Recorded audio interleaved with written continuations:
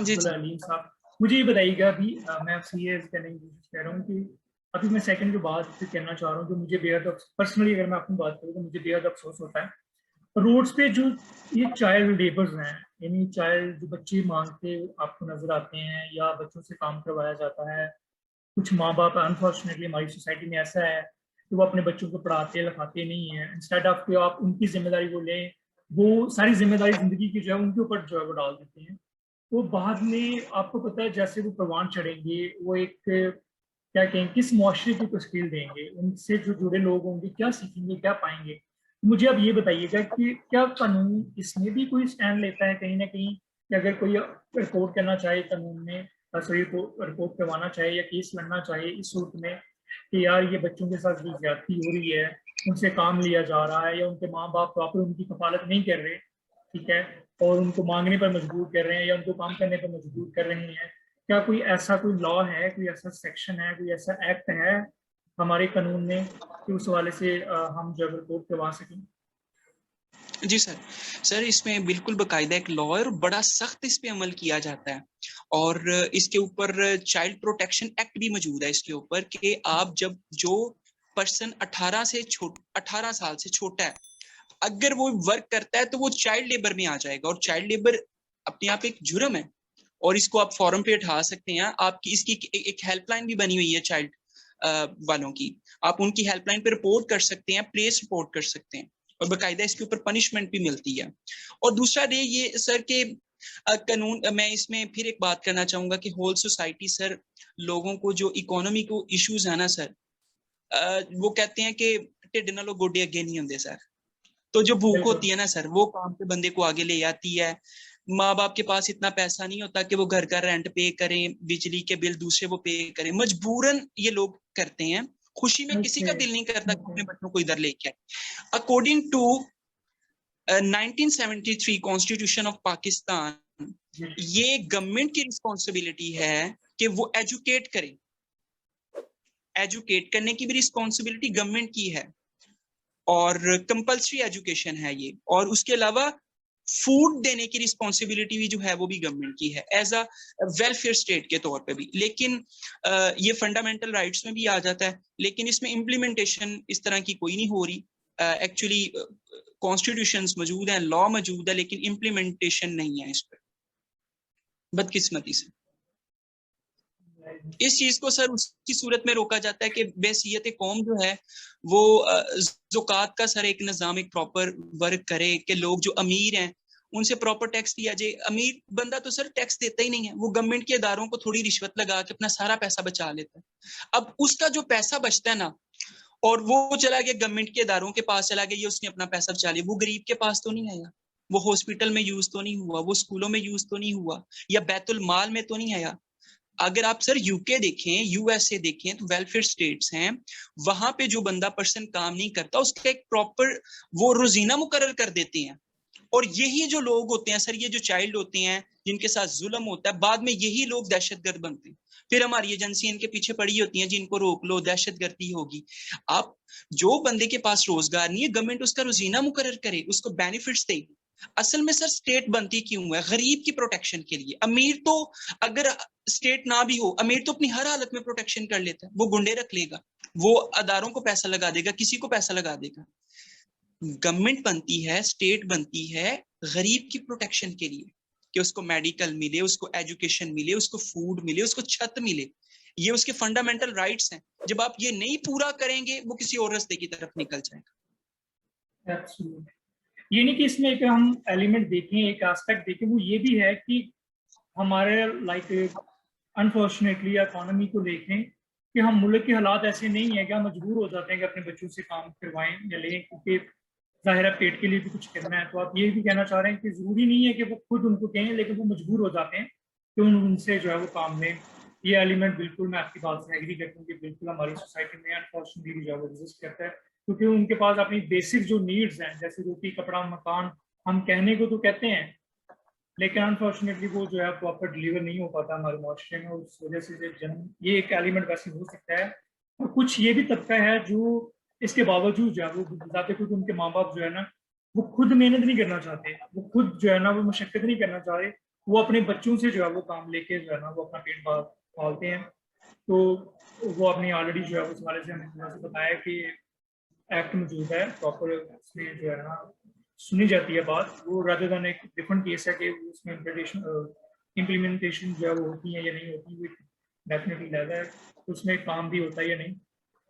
अब्दुल नीम से बहुत मज़ा आ रहा है टू बी ऑनेस्ट। मेरा ये फर्स्ट सेशन है यानी कि किसी भी पर्सन के साथ, और इंशाल्लाह फ्यूचर में भी कंटिन्यू रहेगा, और मुझे बहुत खुशी हो रही है कि इस तरह की कॉन्वर्सेशन हो रही है। ये टू बी आपको ये जानकर खुशी होगी कि जितनी वीडियोस अभी तक अपलोड की हैं अपने इस चैनल में, ये सबसे पहला है इंटरव्यू जो कि बाकायदा मेरे अलावा भी कोई जो है बीच में जो है वो बात कर रहा है। तो इसके लिए मुझे नहीं पता ये मेरे बिल्कुल लिए सर। खुशी की बात है या आपके लिए खुशी की बात है। सर मेरे लिए बहुत ऑनर की बात है, और मैं तो आपका शुक्रगुजार भी हूँ, और मुझे इस दिन का सर बड़े शिद्दत से इंतजार था। बल्कि मैं तो वेट कर रहा था कि कब सर मुझे कहेंगे अलीम आ जाए इंटरव्यू के लिए, हाँ, और ये मैं बड़ी हाजिर। आपको बिल्कुल आपको पता, हम काफी टाइम से ये प्लान कर रहे थे कि यार कहीं ना कहीं थोड़ा सा इस तरह टाइम निकाले, हम फ्यूचर में भी इंशाल्लाह बिल्कुल किसी न किसी इशू के ऊपर जरूर बात करेंगे। लास्ट दो तीन इंशाल्लाह। क्वेश्चन की तरफ जो है वो मैं अभी बढ़ रहा हूँ, उसके बाद वाइंड अप करते हैं हम।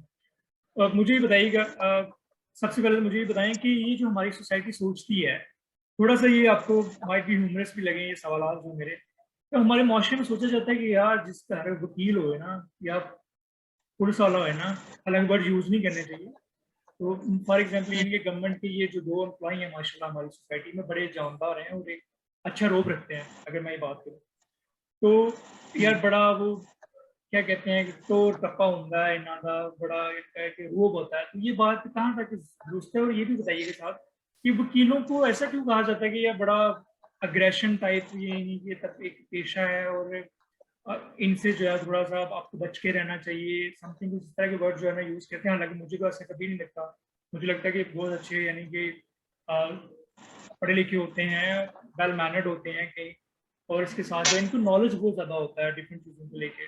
तो मुझे बताइए इस हवाले से आप क्या कहेंगे, जो थोड़ा सा पर्सपेक्टिव हमारे लोगों का। अच्छा सर, इस बात पे पहले तो मुझे हंसी आ गई है, और दूसरा सर ये कि ये देखें, ये जो कहते हैं कि जिस एक घर में पुलिस वाला या वकील हो तो भाई बड़ी पावर, सर असल में ये काम सिर्फ पाकिस्तान और हिंदुस्तान में ही हो रहा है। ये ओके। थर्ड कंट्री में सर होता है।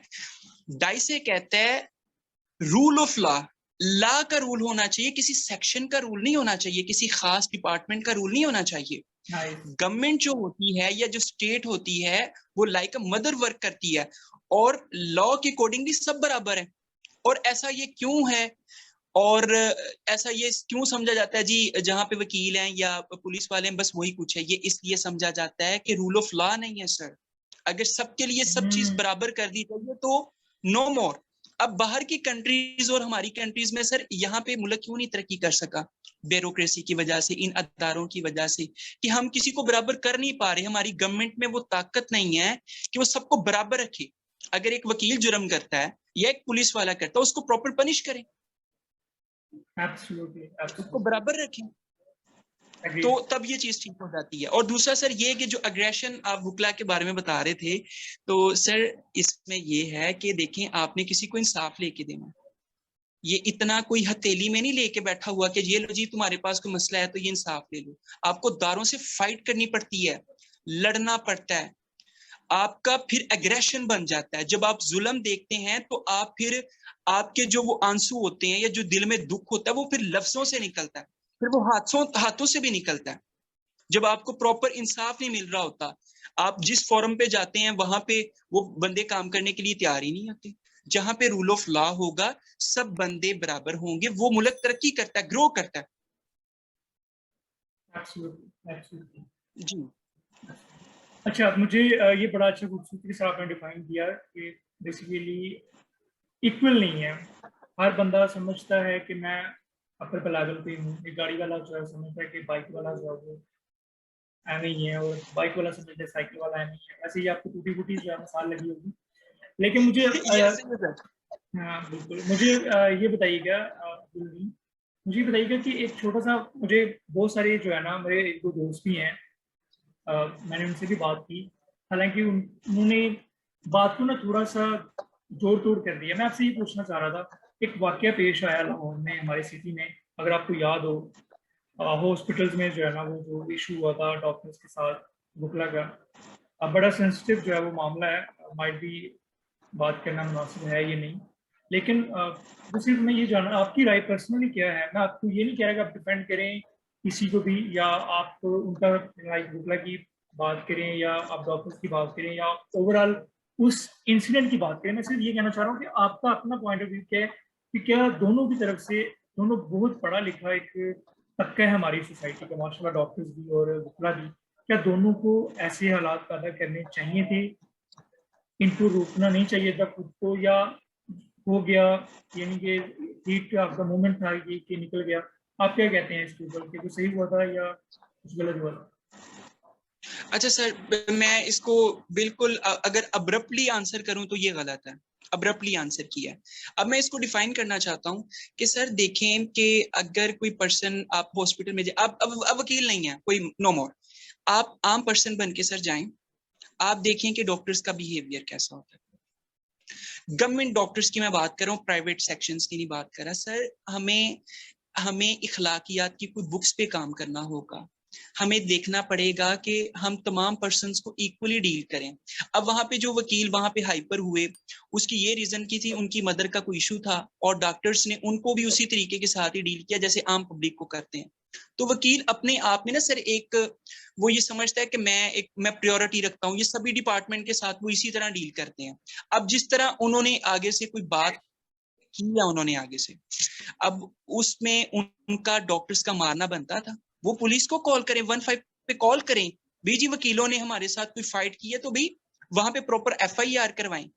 अच्छा, ये नहीं हुआ, उन्होंने खुद कानून को अपने हाथ में ले लिया। तो पहली बात तो यहीं पे सर गलत होगी, उनका ये काम नहीं बनता था, ये पुलिस का, उनका नहीं है। और वकीलों के बारे में ये मैं कहना चाहता था कि अगर उन्होंने वहां पे कोई फाइट वगैरह शुरू की है तो ये उनकी भी रिस्पॉन्सिबिलिटी, फाइट ना करें, कंप्लेंट दर्ज करें, वहां पे मौजूद है कंप्लेंट सेल्स, वहां पे प्रॉपर कंप्लेंट्स करें या वीडियो रिकॉर्ड करें, उनके एमएस को फ्राहम की जाए। बिल्कुल ठीक है, बिल्कुल ठीक है। तो ये सब काफी सीरियस बात होगी इसमें। मुझे ये बताइएगा कि अभी लास्ट बात मैं आपसे ये डिस्कस करना चाह रहा हूँ। मैं आपसे ये इंशाल्लाह। जानना चाह रहा कि मैंने हमेशा देखा है वकील को, चाहे धूप हो, चाहे सर्दी हो, चाहे कोई सा भी मौसम हो, ये ऐसे ही वेल ड्रेस टाई शाई लगा के बैठे होते हैं। वो ऊपर से जो कलर है इसका बिल्कुल ब्लैक होता है, जो कि बिल्कुल एक डिफरेंट शेड मार रहा होता है धूप में। तो क्या आप लोगों को ये गर्मी शेड नहीं लगती इसमें ऐसी कोई? सर ये तो यूनिफॉर्म है, और हमारे सीनियर्स भी ये कहते हैं कि भाई एक वकील की शनाख्त ही उसकी यूनिफॉर्म से है। तो गर्मी तो लगती है, पसीने भी बड़े आते हैं, मुशक्कत तो करनी पड़ती है, और बाज़ का कोट हमारा सफेद हो चुका होता है पसीने के साथ, ऐसा भी होता है, पॉसिबल है। लेकिन स्ट्राइव हार्ड करना पड़ता है। और दूसरा ये है कि गर्मियों के लिए ड्रेस थोड़ा चेंज भी है, लेकिन वुकला अब सर्दी गर्मी एक ही लिबास पहनते हैं। वो समझते हैं कि बस जो ब्लैक कलर का कपड़ा है ना, बस ये वकील है, इसके अलावा कोई वकील नहीं है। इसके अलावा भी वकील का यूनिफॉर्म है गर्मियों के लिए, तो लेकिन उसके बारे में वुकला को इतना नहीं है नॉलेज, और शायद वो पहनना भी नहीं चाहते कि हमारा लोग हमें शनाख्त किस तरह करेंगे। तो ये सर इसमें फैक्टर्स हैं। बिल्कुल बिल्कुल, वहां से ये बात तो सही है, ऐसे कैसे पता चलेगा कि एक बुकला है या आम पर्सन है? बहुत बहुत हाँ जी, शुक्रिया आपका मियां साहब, आपने टाइम थैंक दिया यू सर आपका। सीरियसली। नहीं, ऑनेस्टली अच्छा, स्पीकिंग, थैंक यू आपका। ऑनेस्टली स्पीकिंग बहुत शुक्रिया आपका, आपने टाइम दिया और बड़ा खूबसूरती से आपने जो है ना एक इश्यूज को हाईलाइट किया और बताया भी। इवन दो आपने सिर्फ ये नहीं बताया, आपने सेक्शन के बारे में तो बताया ही, आपने उसके एस्पेक्ट्स भी बताया कि ये रीजंस भी हो सकती हैं कि यहाँ तक नौबत आती है। और बहुत शुक्रिया अगेन आपका, इंशाल्लाह फ्यूचर में हम फिर मिलेंगे ऐसे ही सेशन में। और तब तक इंशाल्लाह अपना ख्याल रखें। तो आप कुछ कहना चाह रहे हो आप, तो कह सकते हैं। नहीं सर, मैं बस आपका बहुत शुक्रगुजार हूँ कि आपने सेशन एक रखा है। बहुत ख्वाहिश थी कि इस तरह एक सेशन हो जाए, बल्कि मैं तो हर वक्त ही ये कहता था कि आपके साथ सेशन हो जाए, आपके साथ सेशन हो जाए। तो ये तो आज बहुत ही खुशकिस्मत दिन रहा है सर। हाँ, और मैं इस सेशन से मुझे एक बात छोटी सी याद आ गई, मैं शेयर करना चाहूंगा अपने व्यूअर्स के साथ जो भी हमें देख रहे हैं। अब जब मैं सेशन करता था जिस कंपनी में हम काम करते हैं तो जब मैं सेशन करता था ऑडियंस के साथ लाइव, तो अब्दुल अलीम सर जब भी मेरे सामने बैठते थे, बिल्कुल सामने जब सीटेड होते थे, तो सबसे पहले तो तलावत कुरान पाक से आगाज यही करते थे सेशन का हमारे, अल्हम्दुलिल्लाह। माशाल्लाह से इनकी आवाज़ बड़ी अच्छी है, ये हाफिज़ कुरान है गालिबन। अगर मैं गलत नहीं हूँ, ऐसे ही है। जी बिल्कुल सर, आपसे ऐसे ही है। तो ये तिलावत कुरान पाक से आगाज करते थे। उसके बाद जो बताने वाली बात ये है कि जब मैं उनको बात कर रहा होता था, तो वो इंडियन मूवी है 3 इडियट्स, उसमें जैसे आमिर खान क्लास में बैठ के स्माइल कह रहा होता है ना, इंजीनियरिंग की क्लास में बैठ के उससे पूछा जाता है कि स्माइल क्यों कह रहा है, तो वो कहता मैं सोचता था कि एक दिन इस क्लास में बैठूंगा तो मुझे कैसे लगेगा। तो सेम मैं इनके चेहरे पर फीलिंग्स जो है ना वो देख रहा होता था। ये स्माइल कह रहे होते थे बैठ के, बड़े खुश हो रहे होते थे, बातों को सुनते थे, बिल्कुल देखते बिल्कुल थे, सर। और अपना जो है ना कुछ एडिशन भी करते थे, जो भी हम इशू वहाँ पे डिस्कस करते थे। बहरहाल बहुत शुक्रिया अगेन, अपना ख्याल रखिए, सर आपकी फैमिली को बहुत सारा सलाम मेरी तरफ से, और इसी तरह हंसते रहें, खेलते रहें। फी अमानिल्लाह, अल्लाह हाफ़िज़। Thank you, Allah Hafiz sir, Allah Hafiz. Wow.